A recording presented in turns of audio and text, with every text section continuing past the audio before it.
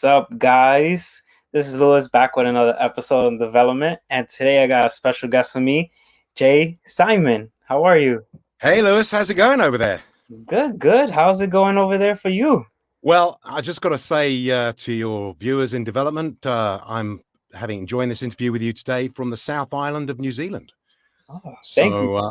So I'm not sure you've had anyone on your show from that far away before, but it feels like I'm already talking to you next door, doesn't it? Yeah, definitely does. You Definitely know? does. We're never too far apart, especially with technology now. But it is a long, long way, I can tell you. It's a real shame you can't get a view out of my window, but there's mountains and lake out there and a beautiful sunny day. Oh man, I'm I jealous. keep telling people it's like the Truman Show here in New Zealand. I mean, we had a month's lockdown at the beginning of this the COVID-19 outbreak, and we handled it pretty well. And we've had two really small outbreaks since November, and we seem to be on top of it. So we're pretty lucky. I hope just before I forget, just want to wish all your viewers in New York and further afield, stay safe and well, of course, and hopefully we'll get through this pretty horrendous time, really. But here, we can't complain. I mean, we don't really know too much about it because we're getting on with our lives as normal.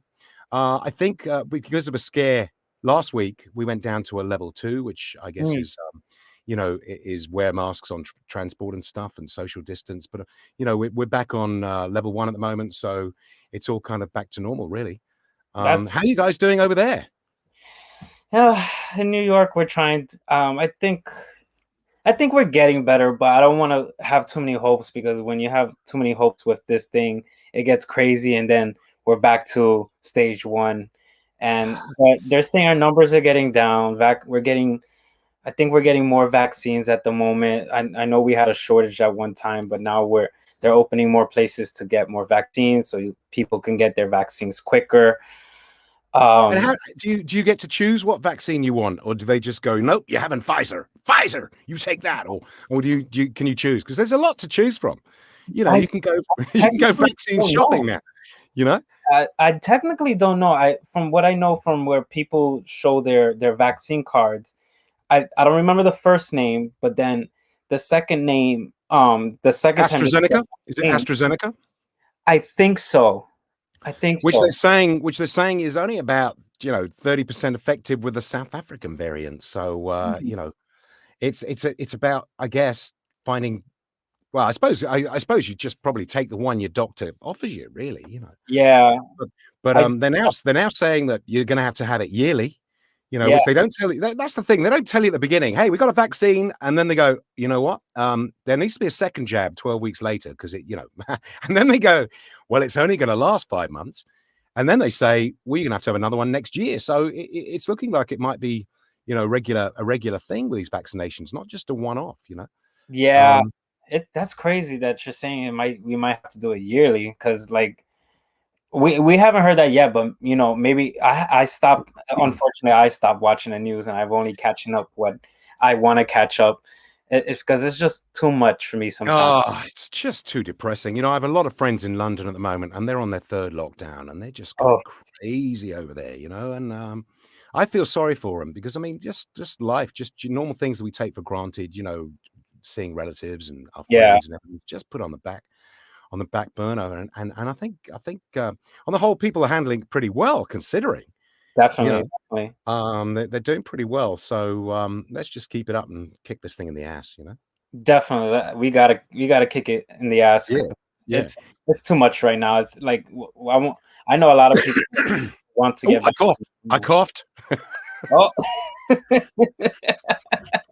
Okay. I'm good.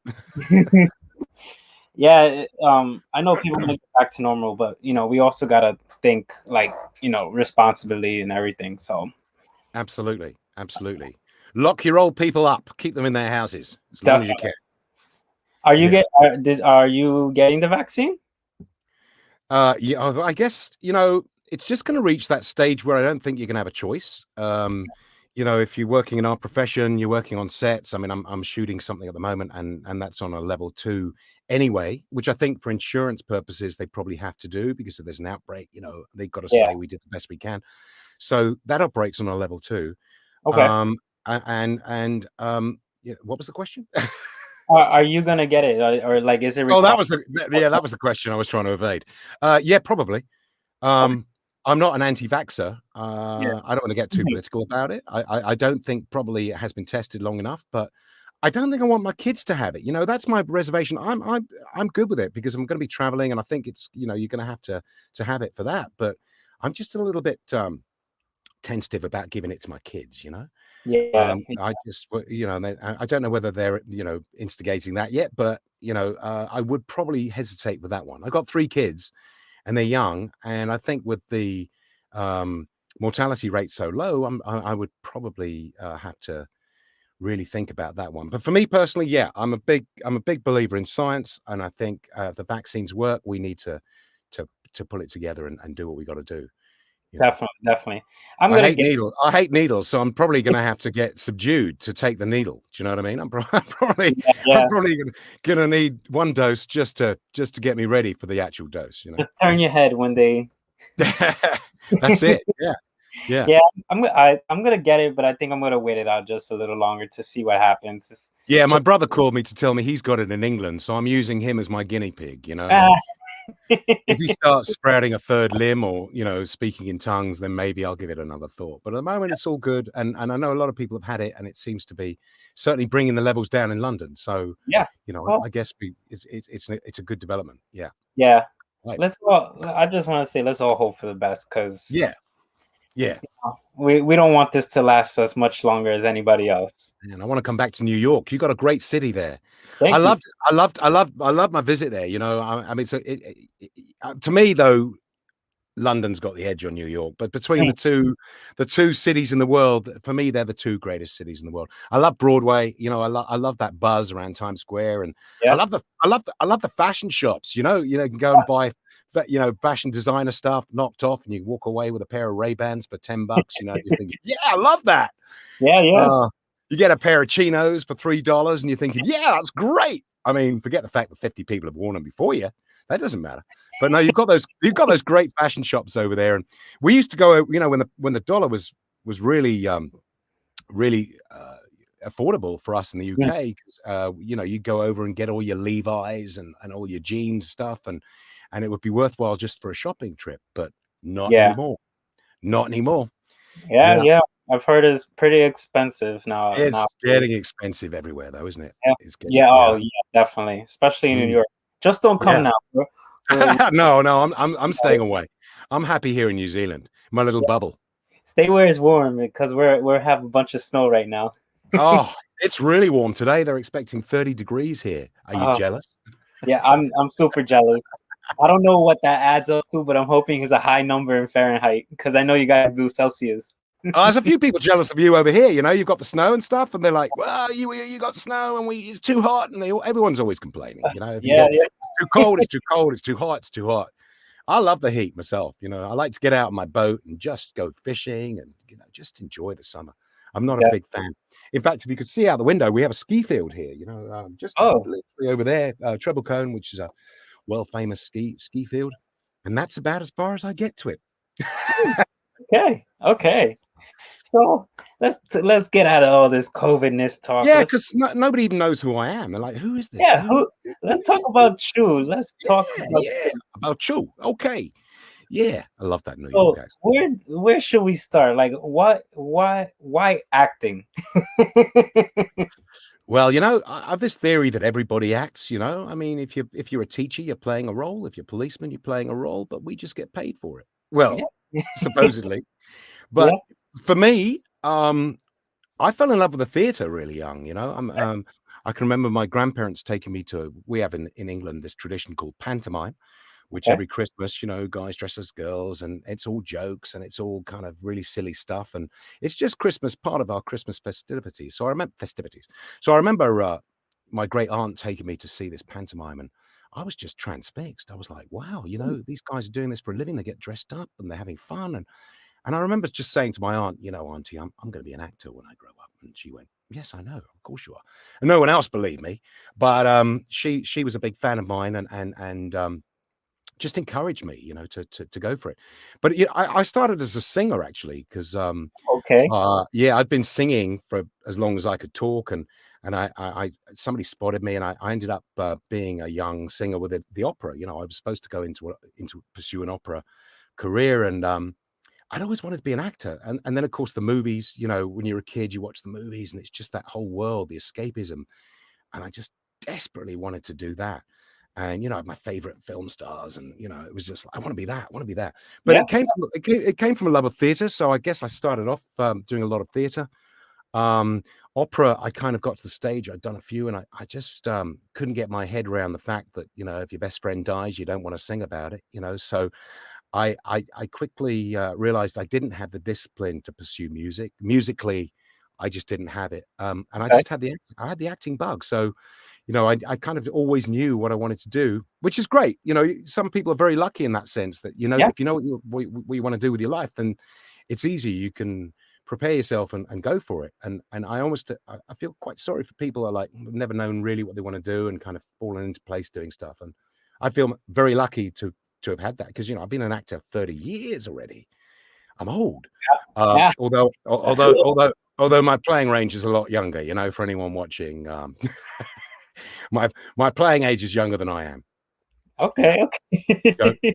don't ask. Don't ask. But yeah, that's really, I mean, I started off, I wanted to go to drama school really badly. And I had my heart set on drama school. And first year of auditioning, I got really close and I didn't get in. And second year, I got shortlisted again and I didn't get in. And then Mm, I got off this place to study drama at university in Wales. And the Welsh okay. are they're really into their theatre and stuff. So they have a uni or a theatre on campus, and I ended up doing, you know, 12, 15 productions in 3 years, and everything from Brecht to Chekhov. And so you got a real grounding on the different styles, modern American theatre and classics, you know, O'Neill and Tennessee Williams and stuff. And Yeah. I just, you know, I just got into it from starting in theatre and stage, and then I finished my degree, and you know, it was just doing lots of different stuff, theatre and education. I used to tour schools, introducing Shakespeare shows and stuff, and getting kids into it. And That's then I got a awesome. chance. Well, I got a chance to go to Canada, where I did a production of Midsummer Night's Dream, and I thought, I love Canada. I want to live here, especially Vancouver. So I spent a year teaching on the reserves with Métis Indians, and I toured a one-man show. And then I went back to the UK because it was my best friend's wedding. And they just see. Then I got offered my first telly role, which, funnily enough, was a Canadian director. And Mm, in the audition, all we did was talk about Canada. And then he said, "Hey, you know, this role, it requires a bit of nudity. You okay with that?" And of course, being young and excitable, yeah, I'll do anything. Yeah, sure, I will. But that was an opera, in fact. So it was high art. It was nothing seedy or anything like that. So, you okay. know, it was an opera. But when you read a script and you think, well, okay, there's a scene where she sees him in his clothes. It's a 17th century vagabond style guy. And she goes, I could wish him out of him. So it was a really quick flash of, you know, nakedness. Mm. And then he came to do it on the day. And the director said, now, Jay, I just want you to open your cloak and bow. And I was like, Frank, that's a full frontal, you know, that's showing everything. Yeah. And he was like, just do it. You know, you've signed the contract. So I said, well, I'll do it, but can we move the old ladies and kids out of my eye line? Because it's a bit off-putting, you know? Yeah. Yeah. So you know, once you've had your kit off on national television, I remember going to the premiere in Channel 4 and Alan Rickman was sitting behind me. And after that scene, I got this tap on my shoulder and it was Alan Rickman. And he went, you're a naughty boy, aren't you? You know, and it was just great, you know. And on the big screen, I was quite proud of myself. I thought, you know, it's okay. I did myself okay. It was all right. It wasn't too shameful.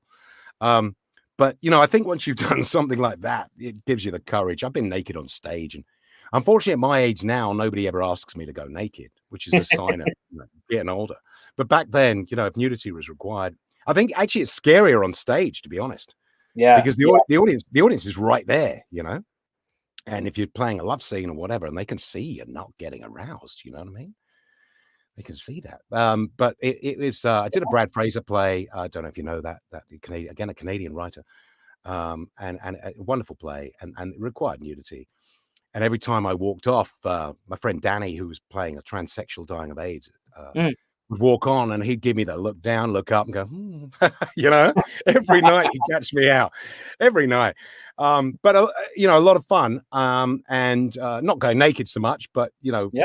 I've just been very lucky, really. I got to work all over the world, but But starting out's really difficult because you basically just want to do as much work as you possibly can, and you Yeah. don't get to do it when you want, when you like. So you're juggling other things, and you're trying to get as much experience as you can, and it's very, very difficult. And nowadays, I would say to anybody starting out, go to Yeah. drama school. I didn't go to drama school. I mean, I studied film acting in Vancouver, and I picked it up kind of as I went along. But that was a long time ago. I think these days you got to go to a drama school because it helps you get an agent and it helps you Mm. just get established a bit better. Whereas it took me years to catch up. That Um, that's good to hear, because not a lot of people say like start here, so then you don't have, not saying you don't have to work so hard, but at least you're cutting off a little bit of where you have to Well, go to. the training's important too. Yeah. I mean, there are people that do bits and pieces on TV, and I was told when I was a young actor, you'll get your telly parts in your 50s. I mean, you got to Yeah. work up your way towards your theater, but you'll get your leads and your movies in your 50s. Well, here I am, and all those young actors in their 20s are getting, it's changed around. It's no longer you work towards your art and you're going to work, work Yeah. in rep years and get to do the really good stuff when you're older. It now seems to be, a lot of youngsters. It's opening up, and I think it's great in some ways because it's opening up to a variety of people that never really had the chance when I started Yeah. out. Different people from different backgrounds, different ethnicities.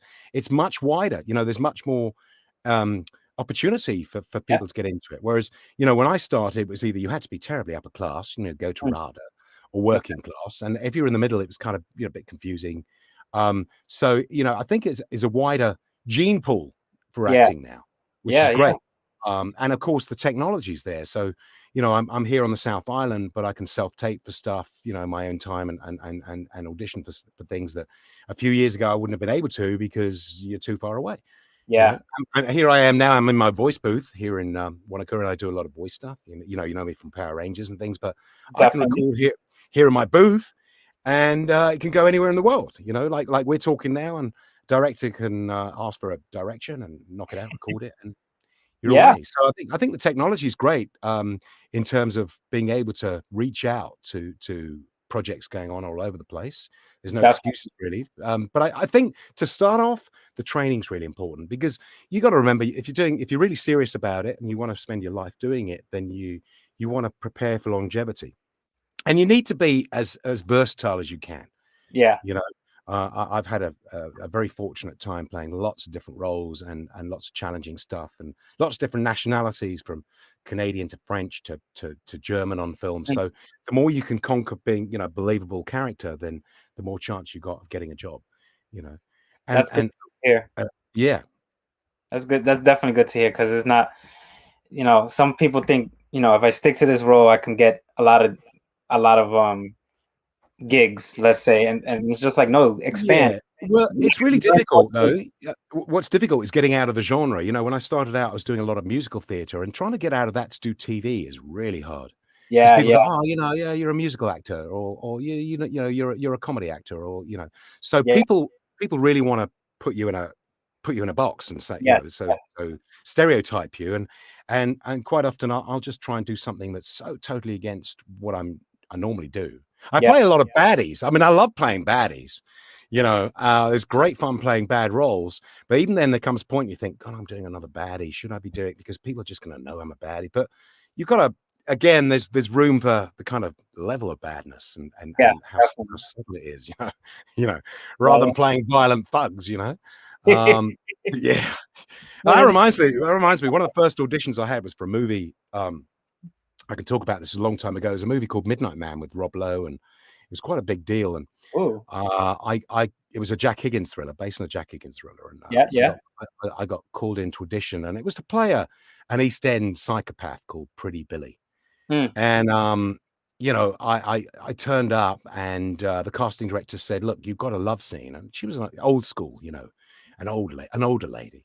Yeah. She said, "Well, you've got a love scene to do today, but I'm not doing it with you. But this character's got to be very violent, very nasty. Do you think you could do that?" And I was like, "Okay, I tell you what, I'll go next door." And I'm not East End at all. Yeah. And I thought, well, I'll nip next door and get into character and come in. And there was a kitchen next door, and they happened to have this carving knife in the drawer. Mm. So on action, I kicked the door open and went, "Right, you fucking." You know what I mean? Yeah, And I could see the cameraman was like this, just shaking around, and I think she was in shock, and she sort of went, that was fine, thank you.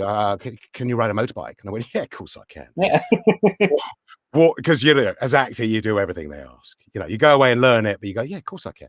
yeah, And I left the room thinking, you idiot, you just blown it, just you threatened the casting director with a knife and swore like that. It's just, and 7 weeks later, my agent called me and said, oh, that film you went up for, the Rob Lowe one in Luxembourg, well, you got the part.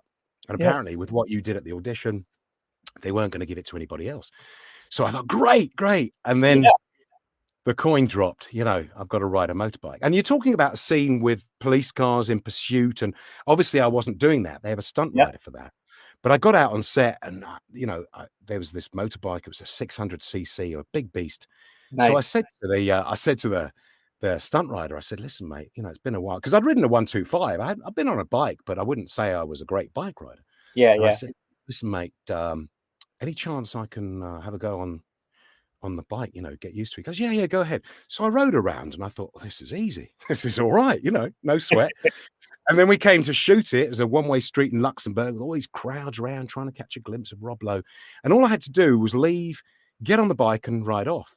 But when it came to actually do it, they gave me a mirror visor to look out of. It was in the evening and this big gun in a case to carry on my back, which put me completely off balance. oh So my boy.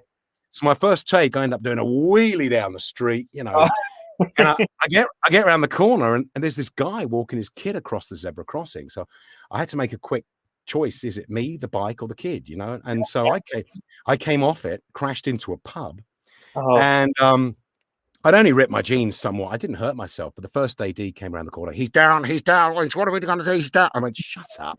Go in there, get me a large brandy now. And I had to go back and do 8 more takes, and carry on. But of course, in those days, the health and safety, it was like, you're okay, all right, mate, you're good to go again. Yeah, just get me a drink. You wouldn't yeah. have that now.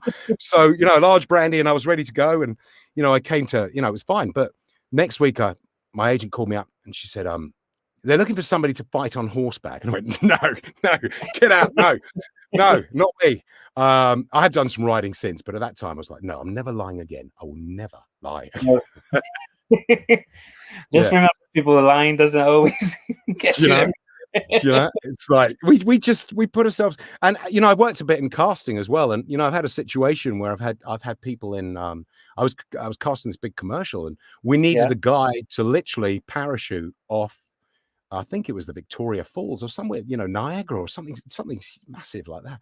yeah. And all these guys came in, and this guy was like, "Yep, I can do that. Look, I'm Taekwondo, I'm food fighter, I do all this martial arts, and I'm used to the stunts, and I've done parachuting. It's all good." So we went with him, and the day of the shoot, obviously, he stood at the top of this waterfall, going, "No, I'm not doing it. I'm not doing. Yeah. I'm not doing it."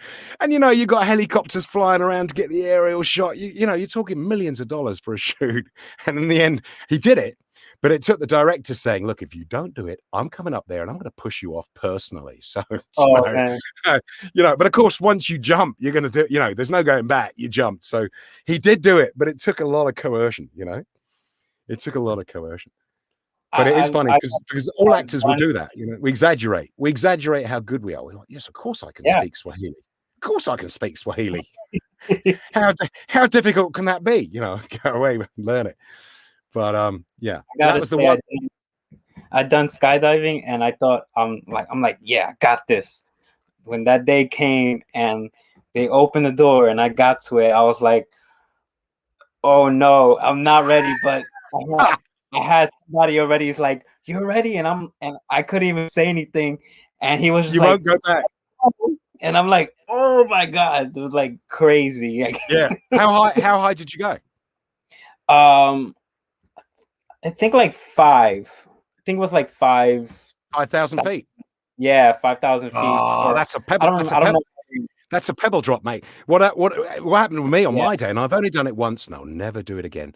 I was doing a local charity thing. I'm the local Father Christmas in my town. It's for the kids and stuff. And the guys that yeah, there was a guy locally who runs this adventurous helicopter thing. And they said, "Hey, Santa, you know, we need to drop you in for a helicopter drop for our annual party." And I did that. And And as I left, they said, "Hey, listen, how would you fancy a free skydive?" And I went, nah. But I went home, and there was a friend of mine visiting from England and New Zealand. And I said, "You know, they offered me a free skydive." He goes, "We're doing it. We're doing it." And I was like, "No." So the next day I rang them up and I said, "Look, my friend wants to do this skydive, but I'm not really, you know, I've got terrible problems with in vertigo and a terrible arthritis." They went, "Ah, you'll be all right, Jay."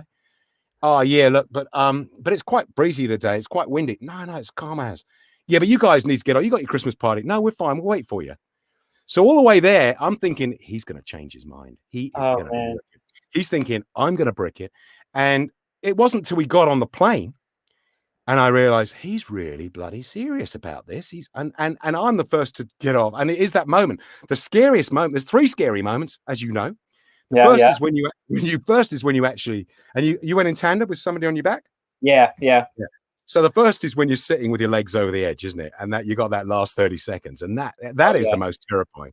But once you've done it, you commit yourself and you chin back and you get forward yeah, and do it. yeah, yeah, And then it's the next beer, and for me, it really hurt. The sinuses and my eyes felt like I was being stabbed in the eyes. I didn't have my yeah. goggles on properly. It was a nightmare. And we did 15 because I thought, well, if you're going to do this once, go to the highest level you can. Oh So man. we went 15,000 feet, and literally you feel like icicles stabbing you in the eyes. And Mm. then the next fear stage is when the parachute. You're thinking, is the parachute going to open? Oh Am I my going to be all god. right? So the parachute opens, and they don't tell you your nutsack is somewhere between your ears by that point. Do you know what I mean? Because it comes up and goes, "Oh, people do this for pleasure." It's agony. And then of course the final is the landing, because you're thinking, well, you know, you got to raise your legs because the guy on the back does all the work, but Yeah, still yeah, you think, am I going to land? Am I going to break a leg? Am I going to break his neck? Is he all right? yeah. But it was all good. And we did it once, and my mate was like, "We got to do it again. We got to do it again." Oh, oh god. No, once is enough. And it's great because it kind of conquered my fear, and you know, I was really proud of myself, as I'm sure you were. You know, you did it. Yeah. Oh You yeah. didn't chicken out, but no, not doing it again. Never again. I would It's want to like do it's it like one more like the time. motorbike thing. Never again. One more time for me, but I want to go a little higher just to experience the high, a little Oh, higher. you're gonna go again.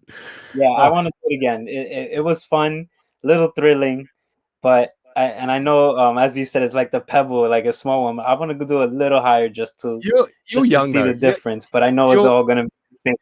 yeah, you're young and stupid though. Do you know what I mean? I'm kind of old, and I'm like, nah, I'm not doing that. And you know what?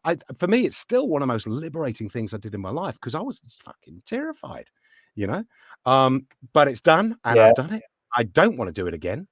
Having said that, if there are any producers out there that are doing a new skydive movie, I'm an expert. Expert.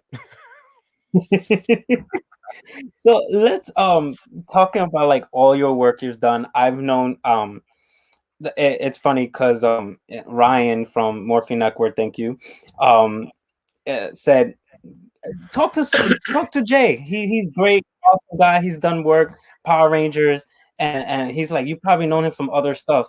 And you know, I didn't know you too much, but only from Power Rangers, unfortunately. But you know, I liked you on Power Rangers, but I looked up your IMBD, and the funniest thing was I saw that you was on the Roman Empire show on Netflix, and I was like, I don't know him. Yeah, And season 3, that was great. which is the most recent one.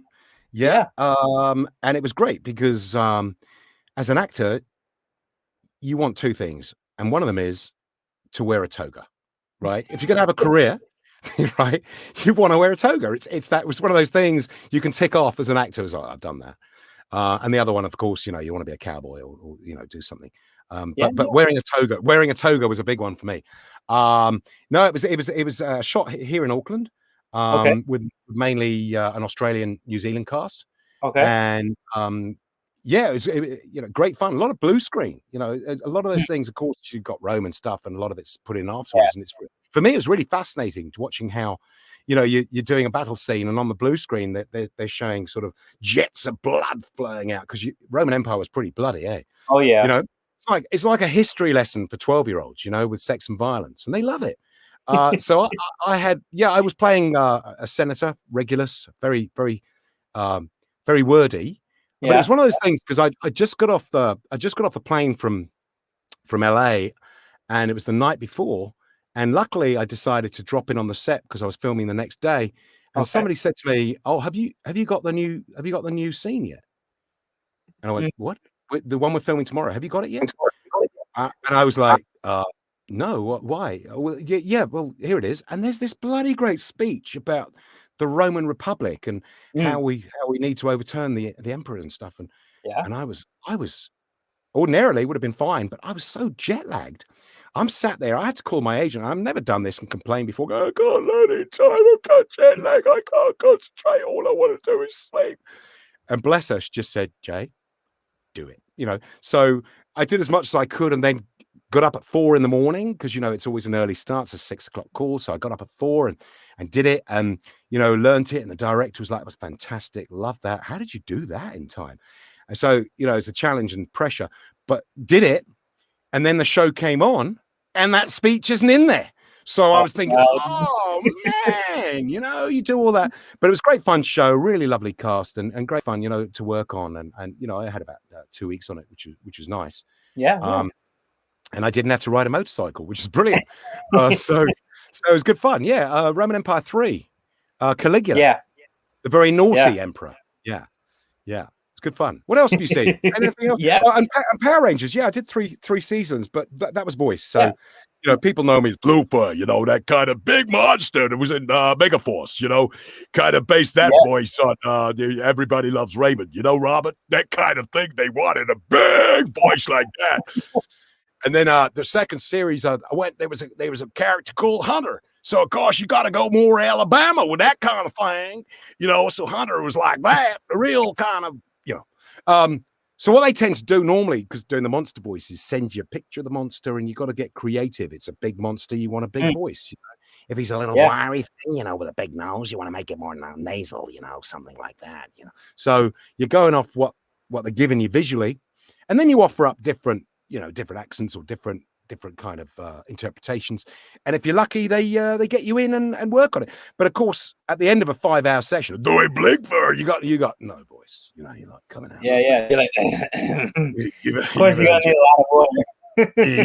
you've earned your money. But there's been a few other nice animated things. And you have an American show called Big Big World, which is quite popular over there.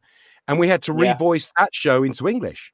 So it kind of sounds really American, and the English, well, it sounds American, so we like our own version. So it was like I did a couple of characters on that, and Finley the Fire Engine, same thing. It's an American show, and I voiced Dex, who's a naughty truck like that. He's a bit cheeky, bit of a cockney, yeah. And then there was Suds, the garage. He was more like that. Go ahead, effing me. So we get American shows that we revoice. The hardest ones, believe it or not, are from French. When you're revoicing a French show, because it doesn't lip sync very well, so there's a thing called Pat and Stan, the big hippo and the dog stands like that, but of course it's in French, and trying to get it to match up is a nightmare. Trying to get that ADR fix hard. American's much easier. Yeah. So what do you like better, acting or voice acting? Well, voice acting's really my bread and butter, That's kind of what I do a lot of, and a lot of it is corporate and what you probably consider mind-numbingly dull. So I kind of make my money from that. And if I'm lucky, I get 2 or 3 tellies or movie a year and keep. But I love theatre too. I still love getting on stage. There's nothing like acting off a live audience, and having fun with people. And feeling that buzz, and you can't really screw up because you can't go, hey, stop, can we do that again? I didn't feel it. It's wonderful to still have that. But I mean, I've got a bit spoiled as I've got older as well, so I kind of enjoy being indulged on a set, having a little personal assistant and a hairstylist and a makeup artist and everybody, oh, darling, and all that stuff. I kind of enjoy that, but of course, it's a completely different method. And commercial acting too. I mean, people don't know. I've done about 70 or 80 commercials all over the world, and that's a completely different style of acting to say movie, and depending where the commercial's from. So if you're doing a Yeah. commercial for Japan, for instance, it's a much bigger style of acting than, say, if you were doing one for the UK, which is all very underplayed and very real and usually a bit depressing. But Japanese and German commercials tend to be, das ist doch frisch gewaschen mit meinem besten Waschmittel. Ja, alles gut. And it's all a bit bigger than life. So you've got to get the right style of what the director's looking for of the commercial. And quite often you're in a series of commercials, each particular director's got their own style of and with a product. Because with a commercial, you're not the star, the product is. Yeah. So however big your name is and however much they're paying you, they want their product looking better than you. So it's really about making the product the star and just giving them. But you got, in a casting for a commercial, about 10 seconds to get in a room and listen to what they want, but also give your interpretation to come up with something. Because everyone can go in and do what's written down on a piece of paper, but to come up with something creative, which is our job, something different.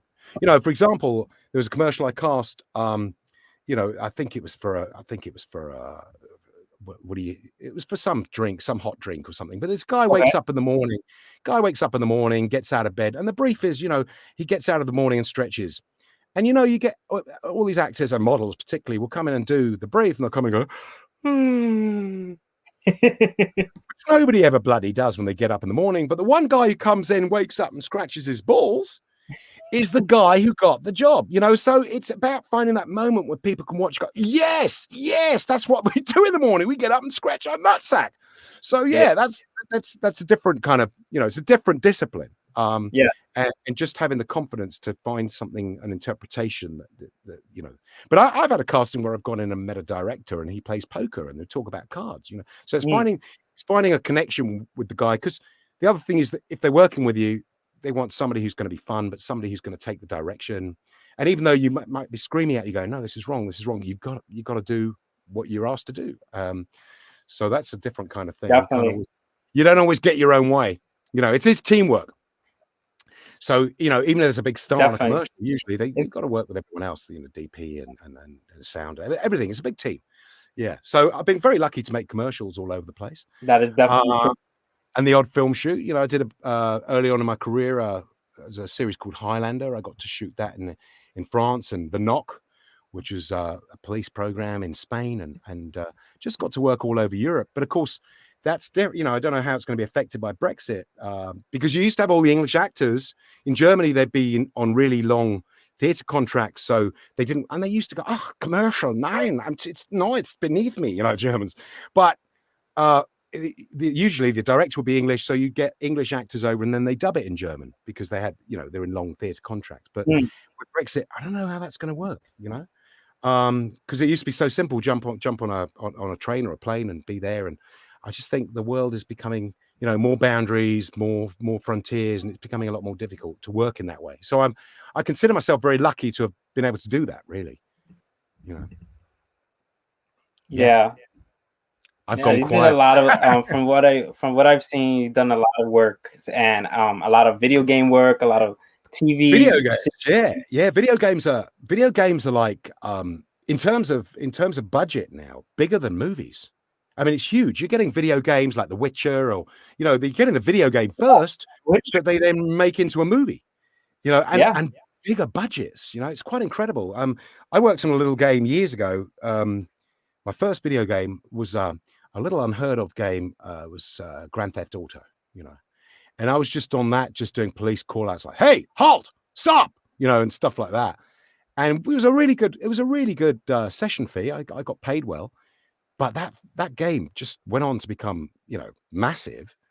And of course, as artists, we get paid, and that's it. All I want is 1% of that, 1%.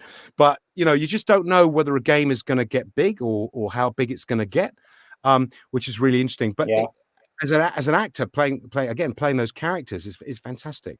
And again, depending on the style of the video, because if it's a fantasy game, a monster voice, it tends to be bigger, but getting much more naturalistic.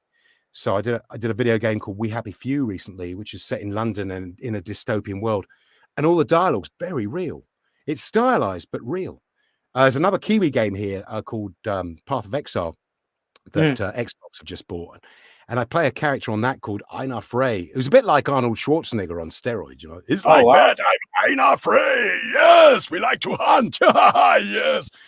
And I didn't realize sitting in my booth how popular that character was, because I was invited to go and open the convention for Path of Exile Games. It was the first one they were doing, and I felt delighted to go up there and open the day. So there was like 5,000 people live, had come from all over the world to be at this event before COVID.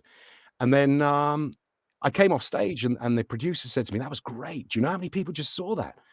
And I went, "No." He said, 400,000. Oh 400,000. And I had like quarter of an hour to open the show and literally riff, you know, tell jokes in character. yeah. And everyone loves that character. I got mobbed in Auckland. It was like somebody saw me in a bar. It's Einar, because I had a beard and somebody recognized me. And from nowhere, all these like geeks and nerds, just thousands of them just descended on me. It was like Oh being a yeah. mega star for the day. I had no idea. So I mean, these you know, the merchandise and the extent of the games now is just phenomenal. It's massive. But yeah, I've done about 40 or 50 games. So yeah, it's been Yeah. it's You been did great. one. Great for voices. You lended your voice. You was an additional voice for like an old school game that I liked when I was a kid, and it was Chemical Elements of Power. I don't know You if you know, remember that, but I I but I was like, was I a scientist? um, Was it, I've, it, I mate, you know, honestly, it's so long ago, and I've done so many characters. It's really tricky to recall them. It's so long I, ago, you it know. honestly it's just as a additional voice, but you, Yeah, no, it's a don't lot ask of me to work do it. when. I can't remember at all what that would have sounded like. I mean, the more memorable ones, the ones obviously I come back to. Um, you know, there's a character called Juan in So Blonde. I did two of them, so for me to come back to that was nice. You know, we can remember that voice very easy. Um, and you know, there's people But voices that's like the way. Nico, you like Nico the Mad, you know, from Path of Exile, because he's so mad, he's crazy, and he gets really, really, really crazy on this kryptonite, you know. So you know, really kind of big characters. I you can't forget Sergeant Sternhauser Yeah. from you know, from years back. Yeah, of course, I remember that. But you know, so many videos, and also a lot of the movies I've done ADR on, which I don't know if um, our viewers know, automated dialogue replacement. So when you shoot a movie, when you're in a scene, say two Yeah. characters are talking in a cafe, everyone else is going in the background. So when it Yeah. comes to actually doing ADR session, you can pick out the characters and you have to make up a conversation to go in with the film. And then they mix that in the sound level so it sounds like it's live. So you get lots of different conversations going on. And then, you know, if it's a war thing in the ADR, they do the death screaming. I have died so many times on Scream, I can't tell you. From the Robin Hood with Russell Crowe to Lord of the Rings movies, just a day of death, you know, just going in doing screaming and shouting. Yeah. And call outs and things like that, and loop group. So you're building up a walla, so a sound wall to make something sound authentic. So if you've got a scene of an army camp, you might have someone going, "Yes, sir," in the background, you know, just so you know it's an army camp. And there's loads of stuff like that that goes on in the movies that there's very little recognition for, but there's groups of people in a room somewhere making these noises, or you know, in the film Spy Game, I know it's me on the phone to Robert Redford. Nobody else does, but I do. And it's fun. You know, you get to see movies a little earlier than you should, but also just to have that sense of, you know, being a part of that, however small it is, it's great. And it is a different kind of skill as well to be able to lip sync. It's not the Oh, easiest thing. oh It's yeah. not the easiest. So I've done a lot of that, which is great. And that usually, you know, whether it's casting or ADR or voice and stuff, usually you can juggle to keep going to do the kind of stuff, you know, the theatre that isn't so well paid, and you know, you want to do from the heart, because that's really what we really want to do. We don't want to spend all day sort of recording promos. You know, we kind of want to get our Yeah. head around the character. So yeah, yeah. Where do you think you would if you wasn't doing acting at all? Like what was like your second thought if let's say you didn't launch off? I think I'd probably be in prison. Oh no. For real. I mean, drama saved me. You know, I was a bit of a bad boy. You know, I grew up in London, in a bit of a rough neighborhood, and I got into all sorts of silly stuff as a kid, as you do, and I could have easily gone down that road. Yeah, yeah. But acting and drama just gave me something else that took me out of, you know, messing about and nicking cars and stuff like that. So I guess in a way, I feel like I've been saved from that life.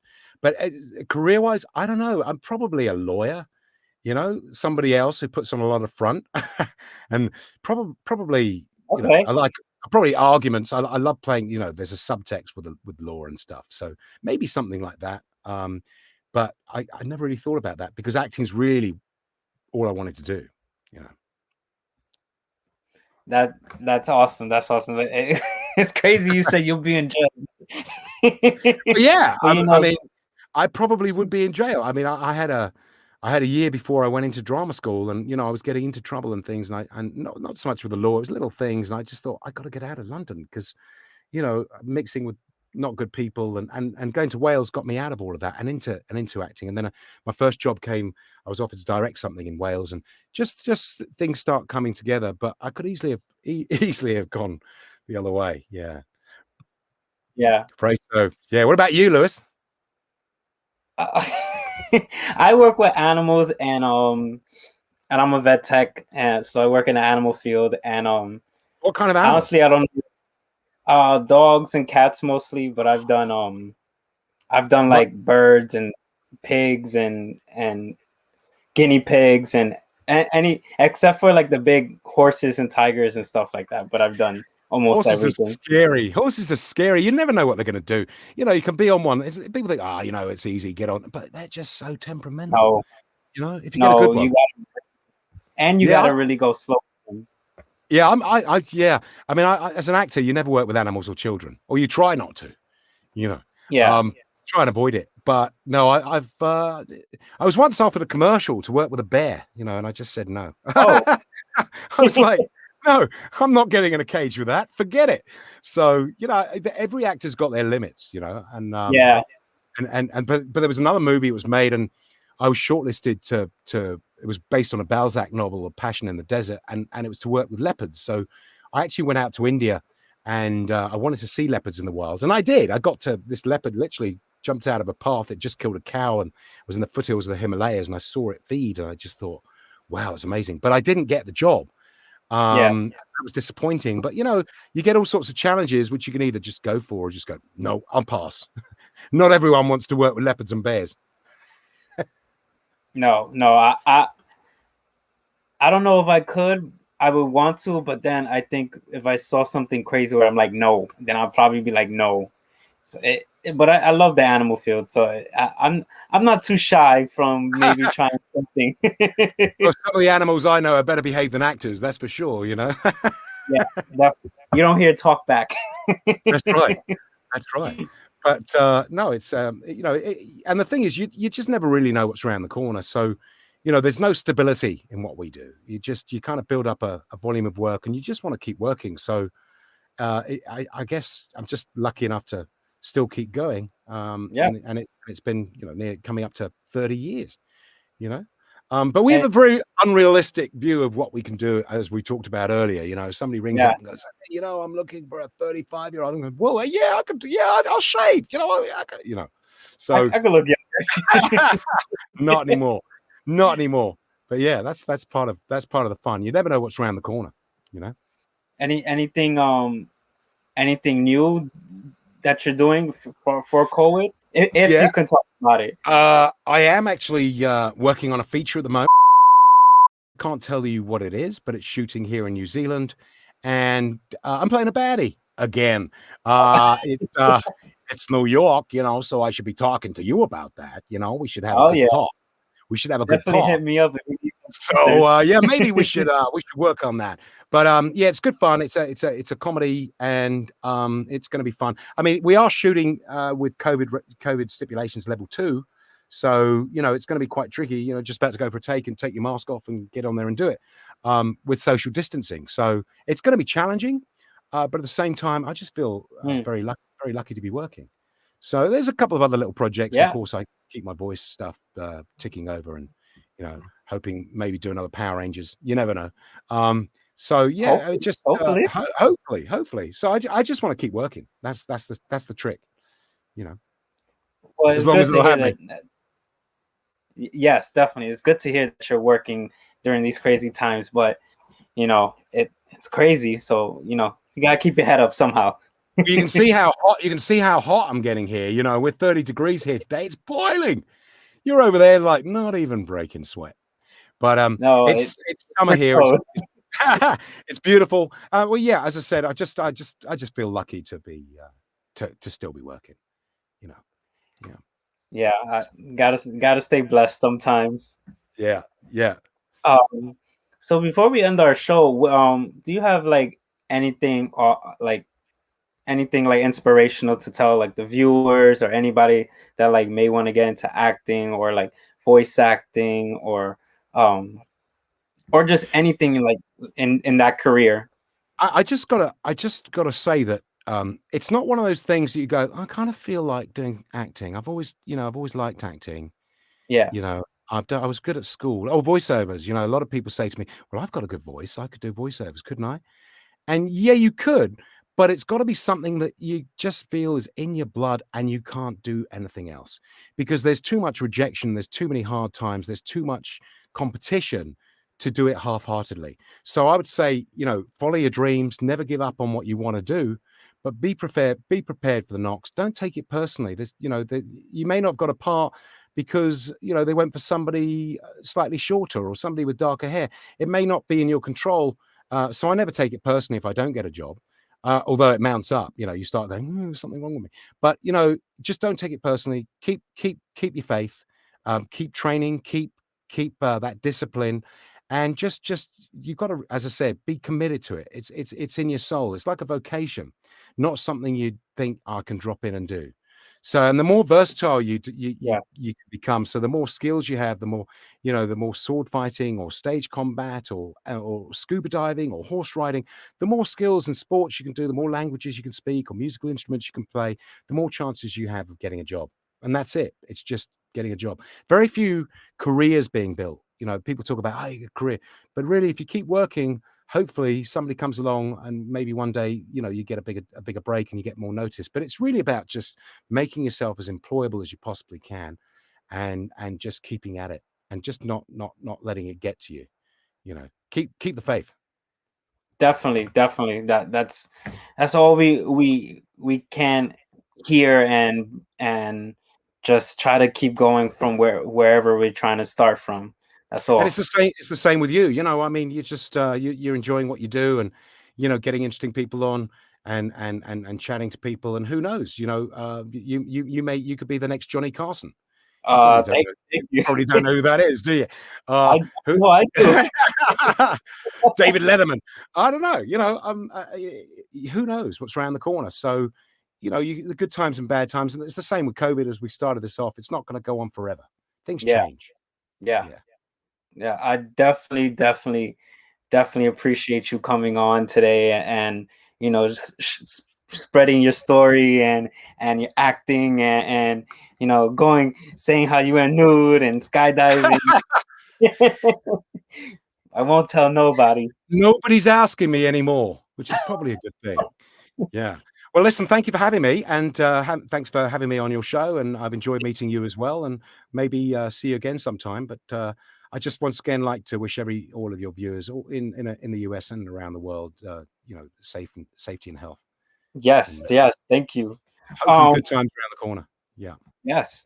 So where can people find you if they want to follow you Well, on I'm on social media? Instagram. If I do Instagram, which I don't do very often. I tend to kind of use it for, posting career stuff and photos and things I've done. And that's, you can find me at hashtag J Simon voiceover actor, or I have a J Simon actor page on Facebook, or just, send me a friend request. I'm pretty approachable. I do have a separate acting page just to let people know what I get up to in the business. But I'm on Facebook, Jay Simon. I don't really use Twitter anymore. I've gone off that. I can't be bothered. But I do have Instagram and I'm on Facebook. So yeah, come out and find me. All right, awesome. Everybody go check out Jay Simons. And you guys can follow me on Instagram mostly. It's underscore official. And also, you guys come check out MDMC's Instagram and Facebook page. And you know, if you like this show today, give it a thumbs up. Leave a comment below if you wanna hear more crazy news stories. You know, hit up Jay if I don't know them. And Yeah, well, I've been told I talk too much. Do you know what I mean? And this is the longest 10-minute interview I've ever given.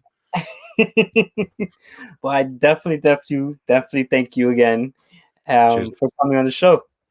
Thanks for having me. Thank Take it you. easy. Take Yes. it easy. Take it easy. Cheers, bud. Good Well, talking to you. Thanks, Lewis. Bye. guys.